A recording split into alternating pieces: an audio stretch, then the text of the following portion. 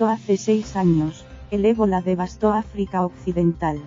Aunque es un virus mortífero y altamente contagioso, los costes económicos y humanos podrían haber sido menores si la comunidad internacional hubiera provisto sin demoras el apoyo necesario. Frente al COVID-19, una nueva enfermedad que se está propagando rápidamente, los gobiernos y las instituciones internacionales se arriesgan a cometer el mismo error. El ébola llegó a Nigeria en julio de 2014, cuando un liberiano infectado arribó a Lagos, donde yo trabajaba como médico. Cuando fue admitido en nuestro hospital para recibir tratamiento estábamos muy poco preparados. De hecho, fui infectada, al igual que varios de mis colegas. Pero al menos era un hospital privado con recursos razonables, como agua corriente y guantes quirúrgicos.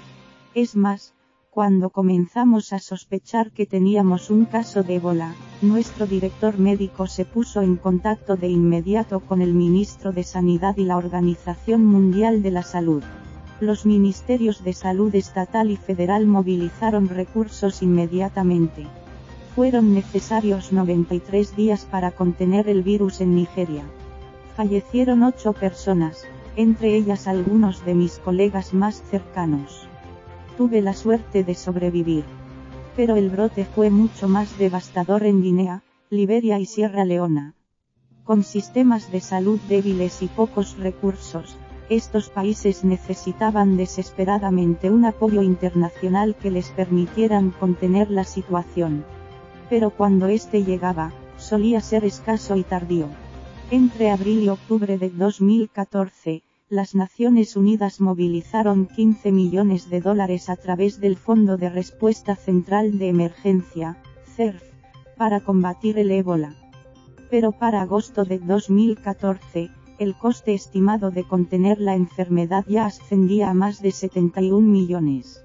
Al mes siguiente, cuando hubo 700 nuevos casos en apenas una semana, era de $1.000 millones.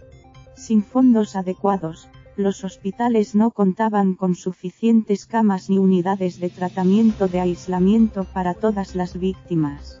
Ante la falta de opciones, los parientes de las víctimas del ébola desobedecieron las órdenes de los gobiernos y abandonaron en las calles sus cadáveres infectados y todavía contagiosos. Para cuando el ébola había sido contenido habían pasado 3 años y los países habían gastado casi 5 veces la cantidad que se había estimado en septiembre de 2014. Fallecieron cerca de 12.000 personas finalmente. En septiembre de 2014, la ONU creó su misión de respuesta de emergencia al ébola, UNMEER, para ampliar la escala de los esfuerzos en terreno y establecer una unidad de propósito entre las entidades a cargo de la respuesta. Para diciembre, las organizaciones y los países donantes habían prometido $2,89 mil millones. Pero ni siquiera esas cuantiosas promesas funcionaron según lo planeado. En febrero de 2015 se habían desembolsado alrededor de 1.000 millones. No fue una brecha sorprendente.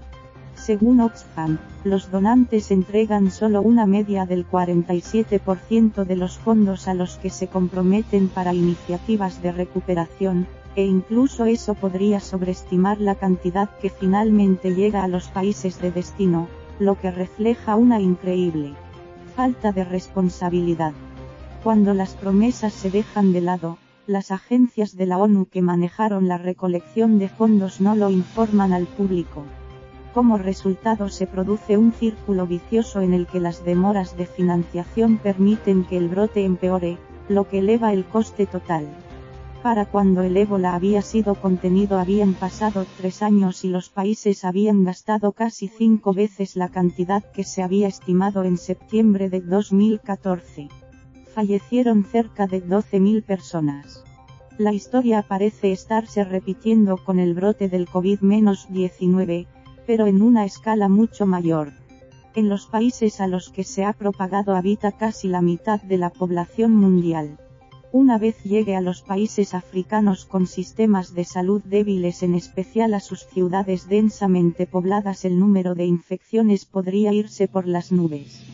Reconociendo este riesgo, el director general de la Organización Mundial de la Salud, Tedros Ghebreyesus, ha solicitado $675 millones para preparar a los sistemas sanitarios del planeta para enfrentarse al COVID-19 entre hoy y el mes de abril.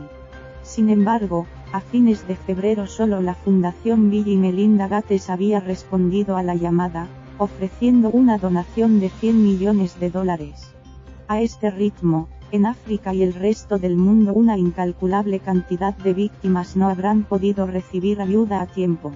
La epidemia del ébola de 2014-16 puso en evidencia dos verdades de la respuesta global ante las crisis. Raramente funciona la recaudación de fondos durante las emergencias y el CERF, que cubre aspectos tan amplios como los huracanes y las sequías, no puede además asumir esta tarea.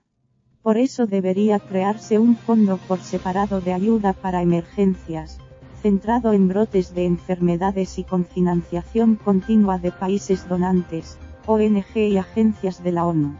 No es un asunto de caridad, sino de autopreservación.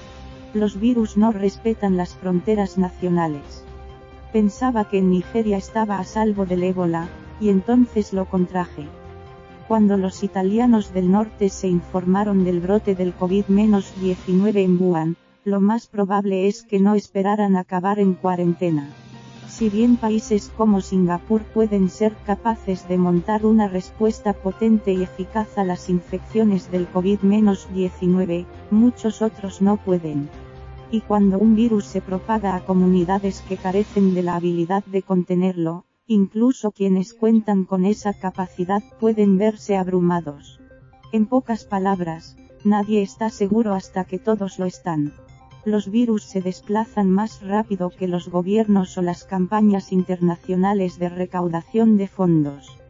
Por ello, nuestra mejor opción para reducir al mínimo los riesgos de los brotes de enfermedades contagiosas es asegurarnos de tener preparado un fondo de emergencia que se despliegue en cuanto surja una crisis sanitaria.